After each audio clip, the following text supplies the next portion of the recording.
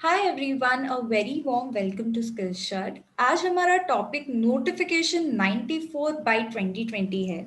इस नोटिफिकेशन के थ्रू मैं ये बताना चाहती हूँ कि डिपार्टमेंट को बहुत सारे पावर्स मिले हैं और प्लस टैक्स पेयर की मुश्किलें थोड़ी बढ़ गई है और उन्हें रिस्ट्रिक्शन बहुत मिला है। तो ज़रा देखते हैं कि क्या प्रोविज़न पहले था और अब क्या प्रोविज़न आ गया है, क्या चेंजेस हुई हैं, ये देखेंगे डिटेल में। ये पार्ट 1 है वीडियो का, आगे चल के पार्ट 2 भी आएगा जिसमें और अदर रूल्स सेक्शन कवर होंगे। ओके, सो स्टार्ट करते हैं। रूल 21 ओल्ड प्रोविज़न क्या बोलता था? रूल 21 पहले मैं बता दूं आप लोग को, ये रजिस्ट्रेशन जो ग्रांट हुआ है किसी भी पर्सन को, वो कैंसिल किया जा सकता है। तो वो कैंसिल प्रॉपर ऑफिसर के थ्रू किन्हीं कारणों की वजह से हो सकता है, वो रूल 21 बताता था। सबसे पहले, अगर उसने कंडक्ट नहीं करा है अपना business from declared place of business, तो उसका रजिस्ट्रेशन कैंसिल हो सकता था। अगर उसने इनवॉइस इशू किया है या बिल इशू किया है without supply, goods and services वो सप्लाई नहीं किया है और स्टिल वो इशू कर रहा है इनवॉइस और बिल, तब उसका रजिस्ट्रेशन कैंसिल हो सकता है। सी, अगर वो वायलेट कर रहा है सेक्शन 171 को, मतलब वो एंटी प्रॉफिटरिंग में इन्वॉल्व है, तो उसका रजिस्ट्रेशन कैंसिल हो सकता है। डी, वायलेट कर रहा है प्रोविजन ऑफ रूल 10A का, मतलब रूल 10A मतलब आपको 45 डेज के अंदर बैंक डिटेल्स देना होता है। 45 डेज और filing of return whichever, due date of filing of return whichever is earlier, आपको बैंक डिटेल्स देना होता है from the date of grant of registration. अगर आप देते नहीं हो तो आपका कैंसिल हो सकता है रजिस्ट्रेशन। ओके, ये था ओल्ड प्रोविजन। अब न्यू प्रोविजन में क्या चेंजेस है? पहले तो ये रेड हाईलाइट एरिया, मतलब इसमें कुछ चेंजेस आया है। ओके, तो ये गुड्स एंड सर्विसेज की जगह क्या हुआ है जरा देखते हैं। तो अभी जो न्यू प्रोविजन आया है रूल 21 के अंदर, क्या आया है, क्या वैल्यू एडिशन है, देखते हैं। सबसे पहले 4 कारणों की वजह से मेरा कैंसिल हो सकता है रजिस्ट्रेशन प्रॉपर ऑफिसर के द्वारा ना। गुड्स एंड सर्विसेज जो है, वो पहले गुड्स एंड सर्विसेज था, अब बोथ हो गया। अगर आप इशू कर रहे हो इनवॉइस या बिल और गुड्स एंड सर्विसेज और बोथ सप्लाई नहीं कर रहे हो, तो आपका रजिस्ट्रेशन कैंसिल हो सकता है। और इसका वैल्यू एडिशन क्या है देखते हैं। अगर आप अवेल कर रहे हो ITC in violation of the provision of section 16 of the act और रूल्स मेड देयर अंडर, मतलब आप सेक्शन 16 का वायलेशन कर रहे हो, मतलब आपने आईटीसी ले लिया है लेकिन सेक्शन 16 का वायलेट करते हुए, जैसे आपने टैक्स इनवॉइस इशू नहीं करा है, आपको गुड्स रिसीव नहीं हुआ है, सर्विस रिसीव नहीं हुआ है, आपने पेमेंट नहीं किया है टैक्सेस का गवर्नमेंट को, रिटर्न फाइलिंग नहीं किया, ये सारे कारणों की वजह से आपका रजिस्ट्रेशन कैंसिल हो सकता है अगर आप आईटीसी लेते हो तो। चौथा, sorry next, furnishes the detail of outward supply in form GSTR 1 under section 37 for one or more tax period which is in excess of the outward supply declared by him in his valid return under section 39। मतलब आपने 3B में जो details है outward supply का वो कम declare किया है जो आपने 1 में डिक्लेयर किया। 1 आपका जो इनवॉइस वाइज डिटेल है जो आप भर रहे हो, अगर उसमें आपने आउटवर्ड सप्लाई ज्यादा डिक्लेयर किया 3B के अनुसार, तो आपका रजिस्ट्रेशन कैंसिल हो सकता है। वायलेट किया है प्रोविजन ऑफ रूल 86B, इसकी चर्चा हम डिटेल में करेंगे। 86B क्या है, अभी के लिए मैं सिंपल ये बता दूं। अगर आपका टैक्सेबल सप्लाई किसी भी महीने में 50 लाख से ऊपर है, तो जो आपका आउटवर्ड टैक्स है, आपको 99% ही आप आईटीसी यूज कर सकते हो। 99% ऑफ आउटवर्ड टैक्स आप आईटीसी से पे कर सकते हो। 1% ऑफ आउटवर्ड टैक्स आपको कैश से पेमेंट करना होगा। तो इसका आईटीसी का कुछ रिस्ट्रिक्शन है रूल 86B में, तो वो अपन डिटेल में पढ़ेंगे नेक्स्ट वीडियो में। तो ये सारी चेंजेस आई है। अब बहुत सारा पावर्स मिल गया है डिपार्टमेंट को ताकि वो आपका रजिस्ट्रेशन कैंसिल कर सके। ओके, अब हम लोग आगे चलते हैं। रूल 21A ओल्ड क्या था?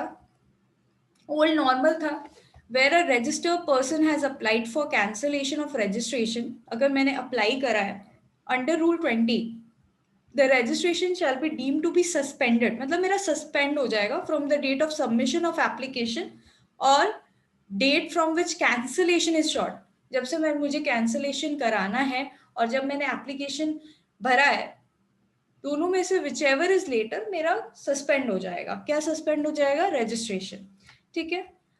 अब proper officer has reason to believe is liable to be cancelled under rule 21 और section 29। अगर प्रॉपर ऑफिसर को लगता है कि आपका रजिस्ट्रेशन कैंसिल होना चाहिए तो वो क्या कर सकता है? आपको reasonable opportunity of being heard देगा। ही में आफ्टर मतलब reasonable opportunity of being heard देने के बाद आपका सस्पेंड कर सकता है। क्या कर सकता है? सस्पेंड कर सकता है registration with effect from the date to be determine. कोई भी डेट वो डिटरमाइन करके क्या कर सकता है? सस्पेंड कर सकता है pending the completion of proceeding for cancellation of registration. तो पेंडिंग है अगर आपका प्रोसीडिंग कैंसिलेशन के लिए तो आपका सस्पेंड भी वो कर सकता है, लेकिन आपको रीजनेबल अपॉर्चुनिटी देगा as per the old provision. Old बोलता था कि आपको रीजनेबल अपॉर्चुनिटी मिलेगा, मतलब आपके बातों को सुना जाएगा कि क्यों ना करूं मैं ऐसा, तो वो ओल्ड रूल बोलता था। अब क्या हुआ, पहले पढ़ लेते पूरा। A registered person whose registration has been suspended, suspend हो गया सब रूल 1 या 2 के तहत, मतलब इन दोनों के तहत अगर मेरा रजिस्ट्रेशन सस्पेंड हो गया है तो मैं taxable supply during the period of suspension नहीं कर सकती और मैं रिटर्न फाइल भी नहीं कर सकती। मतलब मैं जीएसटीआर 3 भी भर नहीं सकती और मैं टैक्सेबल सप्लाई भी कुछ नहीं कर सकती। ठीक है, ये दो ओल्ड प्रोविजन है अपना। The suspension of registration under sub rule 1 or sub rule 2 shall be deemed to be revoked upon completion of the proceeding by the proper officer under rule 22, and such revocation shall be effective from the date on which suspension had come into effect। Okay, revoke मतलब क्या है? Revoke मतलब वापस लेना। Revoke मतलब वापस ले लेना कंप्लीशन के टाइम। सो सस्पेंशन को वो रिवोक कर देगा, डीम्ड रिवोक माना जाएगा अगर प्रोसीडिंग कंप्लीट हो जाए। ठीक है, और वो रिवोकेशन कब से इफेक्टिव होगा? वो वापस लेना सस्पेंशन को from the date of suspension से ही माना जाएगा कि आपका सस्पेंशन वापस ले लिया गया, रिवोक कर लिया गया। ये ओल्ड प्रोविजन बोलता है, सिंपल सा बात है। ओल्ड प्रोविजन सिंपली आपको बोलता था कि सस्पेंड जो होगा उसका रीजनेबल अपॉर्चुनिटी आपको मिलेगा। जितना पीरियड ऑफ टाइम के लिए आपका रजिस्ट्रेशन सस्पेंड हुआ है आपको टैक्सेबल सप्लाई नहीं कर सकते। ये सारी बातें ये बताता था। नाउ न्यू प्रोविजन क्या बोल रहा है? न्यू प्रोविजन का एक खासियत देखिए कि प्रॉपर ऑफिसर आपका रजिस्ट्रेशन सस्पेंड कर सकता है, लेकिन आपको reasonable opportunity of being heard जरूरी नहीं है कि वो दे। मतलब सस्पेंड कर सकता है बिना आपके बातों को सुने। ओके, तो ये हट गया है। He may after affording the said person of reasonable opportunity of being heard, आपके बातों को सुने बिना वो आपके रजिस्ट्रेशन को सस्पेंड कर सकता है। ओके, और एक क्या है? अब और क्या कब आपका रजिस्ट्रेशन सस्पेंड हो सकता है? Where a comparison of the return furnished by a registered person under section 39 with the details of outward supplied furnish in GSTR 1। मतलब जब उस वो कंपेयर कर रहा है आपका जो भी आपने रिटर्न फर्निश किया है 3B का और 1 का आपका जो डिटेल आपने आउटवर्ड सप्लाई का दिया उस वो जब कंपेयर कर रहा है, or the details of inward supply derived on the basis of details of outward supply furnished by the supplier in form GSTR 1। मतलब 3B और 2A या 2B को जब वो कंपेयर करता है और उसको लगता है सिग्निफिकेंट डिफरेंस है या एनोमॉलीज है इंक्लूडिंग कंट्रावेंशन, मतलब कोई डिफरेंस उसको लग रहा है कि जीएसटीआर 1 और 3B में कुछ डिफरेंस है या जीएसटीआर 2A 2B या 3B में डिफरेंस है, मतलब आपने जितना आईटीसी 3B में लिया वो आपके 2B में रिफ्लेक्ट नहीं कर रहा है, तो उसको डिफरेंस अगर लग रहा है तो वो अपना आपका रजिस्ट्रेशन कैंसिल कर सकता है, सस्पेंड कर सकता है। और set person shall be intimated in form GST REG 3(1)। मतलब अगर कुछ भी डिफरेंसेस आता है, डिफरेंसेस जो भी रहेगा आपका जीएसटीआर 1 और 3B में या जीएसटीआर 3B और 2A में, उस कारणवश आपका जो रजिस्ट्रेशन है वो सस्पेंड हो जाएगा और आपको इंटीमेट किया जाएगा फॉर्म जीएसटी आरईजी 31 में। और बाय सेंडिंग अ कम्युनिकेशन, आपके ईमेल आईडी पे कम्युनिकेशन दिया जाएगा highlighting the difference and explain within 30 days as why his registration shall not be cancelled. मैंने वो सस्पेंड कर देगा और पूछेगा कि आपका रजिस्ट्रेशन कैंसिल क्यों ना करूं, आपका डिफरेंस आ रहा है। तो गाइज आप देख रहे होंगे अभी आपने नया रिटर्न भरा होगा जीएसटी 3B और 1 का, तो आपको दिख रहा होगा 3B में अभी चेंजेस आया काफी, जिसमें आपको रेड हाईलाइट किया जा रहा है। आप अगर आईटीसी जो आपका 2B से अपलोड हो रहा है उससे ज्यादा अगर आप क्लेम कर रहे हो तो रेड हाईलाइट हो रहा है। तो भाई डिपार्टमेंट को सारी जानकारी जा रही है, और डिपार्टमेंट अगर देखेगा कुछ भी ज्यादा डिफरेंसेस है तो वो पक्का आपको आपका रजिस्ट्रेशन सस्पेंड करेगा और आपसे पूछेगा कि भैया बताओ क्यों ना तुम्हारा रजिस्ट्रेशन मैं कैंसिल करूं, 30 दिन के अंदर अंदर मुझे बताओ कि मैं क्यों ना कैंसिल करूं। तो ये आ गया है न्यू चीज, जिसमें आपको अपॉर्चुनिटी ऑफ बीइंग हर्ड नहीं मिलेगा। सस्पेंड करने से पहले आपकी बातें नहीं सुनी जाएगी, और प्लस डिफरेंसेस अगर कुछ आएगा जीएसटीआर 1 3B में या जीएसटीआर 2B या 3B में, तो आपको आपका रजिस्ट्रेशन सस्पेंड होगा और आपसे पूछा जाएगा कि कैंसिल क्यों ना करूं। ओके, तो डिपार्टमेंट के पास बहुत सारी पावर आ गई। अब 21 कंटिन्यू हो रहा है। A registered person whose registration has been suspended under subrule 1, 2 or subrule 2A shall not make any taxable supply. पहले तो देखिए, पहले बात था खाली 1 और 2 था, अब 2A अगर उसका जीएसटीआर 1 और 3B में कुछ डिफरेंस आ रहा है, उस वजह से उसका सस्पेंड किया गया है, तो वो टैक्सेबल सप्लाई नहीं कर सकता। Okay, during the period of suspension, और रिटर्न भी फाइल नहीं कर पाएगा। A registered person whose registration has been suspended shall not be granted any refund under section 54 during the period of suspension. ये भी बहुत बड़ी इंपॉर्टेंट पॉइंट है कि आपको रिफंड भी नहीं मिलेगा सस्पेंशन के टाइम। अगर आपने कुछ अप्लाई किया है रिफंड के लिए तो आपको रिफंड भी नहीं मिलने वाला। The suspension of registration under subrule 1, 2 or 2A shall be deemed to be revoked on completion of proceeding, and such revocation shall be effective from the date on which suspension had come into effect. मतलब ये है कि आपका जो suspension हुआ है वो वापस ले लिया जाएगा जब कंप्लीट हो जाएगा प्रोसीडिंग, ठीक है। And such revocation shall be effective from the date, मतलब वो वापस लेना कब से इफेक्टिव होगा, जब से आपका सस्पेंड हुआ। Provided that suspension of registration under this rule may be revoked by the proper officer anytime during the pendency of the proceeding.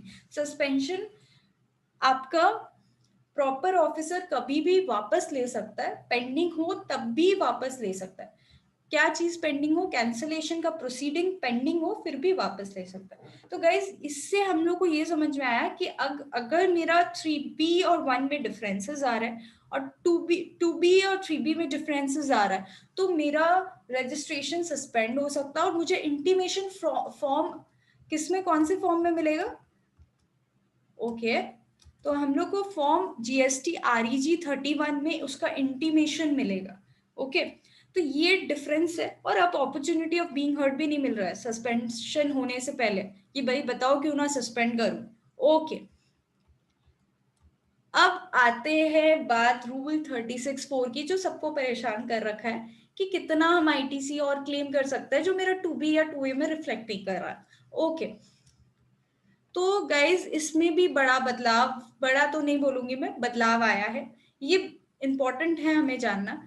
Input tax credit to be availed by a registered person in respect of invoices or debit note, the details of which have not been uploaded by the supplier under subsection 1 of section 37 shall not exceed 10% of the eligible credit available in respect of invoices or debit note, the details of which have been uploaded by the supplier under subsection 1 of section 37. तो rule 36(4) बोलता था जो invoices upload हुआ है उसका 10% ही और हम लोग एक्स्ट्रा क्लेम कर सकते हैं, ठीक है।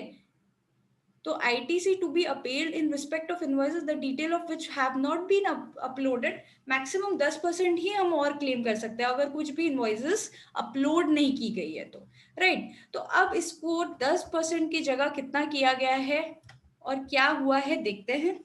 Input tax credit to be availed by a registered person in respect of invoices or debit note, the detail of which have not been furnished by the supplier under subsection 1 of section 37 in form GSTR 1 or using IFF. अब एक नया facility लोग लाने वाले जनवरी से, invoice furnishing facility जनवरी के return से, तो उसके लिए क्या बोला गया कि आप रूल 36(4) में मैक्सिमम एक्स्ट्रा 5% ले सकते हो, ठीक है। फर्निश अपलोड की जगह फर्निश किया है इन्होंने, तो बेसिकली पहले 10% रिस्ट्रिक्शन था, उससे भी पहले 20% था, ये कम किए जा रहे, तो और कम करके इन्होंने 5% कर दिया। ओके, 5% ही ज्यादा ले सकते हो आप। ओके, उससे अगर आपका रिफ्लेक्ट नहीं हो रहा है आपका आईटीसी 2B में, तो मैक्सिमम और 5% ऑफ जो रिफ्लेक्ट हो रहा है उसका ले सकते हो। ओके, अब rule 59 form and manner of furnishing details of outward supply. अब इसमें भी रिस्ट्रिक्शन आया है, न्यू ही देखते हैं अपन क्या रिस्ट्रिक्शन आया, क्योंकि एडिशन हुआ है कुछ। So a registered person shall not be allowed to furnish detail of outward supply of goods and services of both under section 37 in form GSTR 1 if he has not furnished the return in form 3B for preceding 2 months। अगर आप 3B file नहीं करते हो preceding 2 months का, 2 महीने का 3B नहीं file करते हो, तो आपको तीसरे महीने से GSTR 1 फाइल करने का मौका नहीं मिलेगा। बहुत लोग क्या करते हैं कि 3B तो फाइल नहीं करते, GSTR 1 फाइल करते हैं ताकि उनके सप्लायर नाराज, उनके जो उनको जिनको वो सप्लाई कर रहे हैं वो नाराज ना हो, उनके परचेजर नाराज ना हो। लेकिन अब इन्होंने क्या किया है, अगर आप GSTR 3B फाइल नहीं कर रहे हो 2 महीने का, पिछले 2 महीने का आपने नहीं किया, तो आपका तीसरे महीने से आपको GSTR 1 भी फाइल करने नहीं मिलेगा।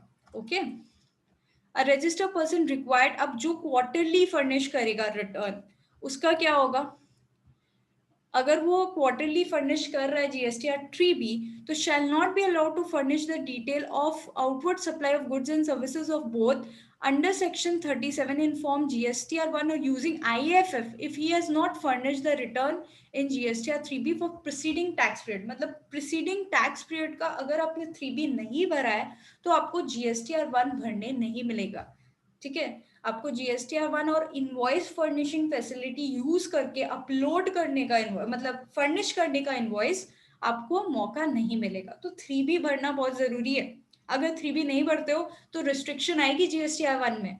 Okay, a registered person who is restricted from using the amount available in electronic credit ledger to direct discharge his liability towards tax in excess of 99% of such tax liability। Rule 86B बोलता है simply कि आप maximum 99% of output tax liability जो है आपका, जो भी output tax liability है आपका, 99% ही आप क्रेडिट के थ्रू पे कर सकते हो। अगर आपका किसी भी महीना 50 लाख से ज्यादा टैक्सेबल सप्लाई, 1% आपको कैश से पे करना ही पड़ेगा। ओके, अगर ये रूल जो है shall not be allowed to furnish the detail of outward supply of both or using if he has not furnished the return in form 3B for preceding tax period। जो जिसके ऊपर ये rule लागू होता है 86B का, अगर वो उसने प्रीसीडिंग टैक्स पीरियड का 3B नहीं भरा तो उसको GSTR 1 नहीं भरने मिलेगा। तो गाइज इसमें सिंपली गवर्नमेंट का ये इशारा है कि टैक्स पे करना भी जरूरी है, खाली GSTR 1 मत भरिए, 3B भी भरिए। अगर आप 3B नहीं भर रहे हो तो अगर आप प्रीसीडिंग 2 मंथ्स का या प्रीसीडिंग टैक्स पीरियड का नहीं भर रहे हो तो आपको रिस्ट्रिक्शन लग जाएगा GSTR 1 या इनवॉइस फर्निशिंग फैसिलिटी यूज करने का। तो ये निर्देशन इसलिए दिया गया है क्योंकि गवर्नमेंट के हाथ बहुत पावर आ गया है। सस्पेंशन भी हो सकती है अगर कोई डिफरेंसेस आ रहा है 3B1 में 3B2A में, और सस्पेंड बिना आपको बोले कर सकते हैं, कोई अपॉर्चुनिटी ऑफ बीइंग हर्ड ये लोग देंगे नहीं। और रिस्ट्रिक्शन तो इतना लगाया कि अब 10% भी नहीं रहा, 5% ही ज्यादा हम लोग क्लेम कर सकते हैं। पहले 20% था, फिर 10% हुआ, फिर 5% हो गया। तो होप सो ये वीडियो आपको थोड़ा बहुत समझ में आया होगा रिलेटिंग टू दिस। तो गाइज अभी गवर्नमेंट जो चाह रही है कि फुल ऑन कंप्लायंस करिए, और आईटीसी को वो काफी रिस्ट्रिक्शन में रख रही है ताकि जो फेक इनवॉइसिंग हो रही है, फेक आईटीसी क्लेम हो रही है, वो कम हो जाए। So thank you so much guys, hope आपको ये वीडियो समझ में आएगा। मेरा नेक्स्ट पार्ट जल्दी आएगा इस वीडियो का, जिसमें मैं रूल 86 भी समझाऊंगी।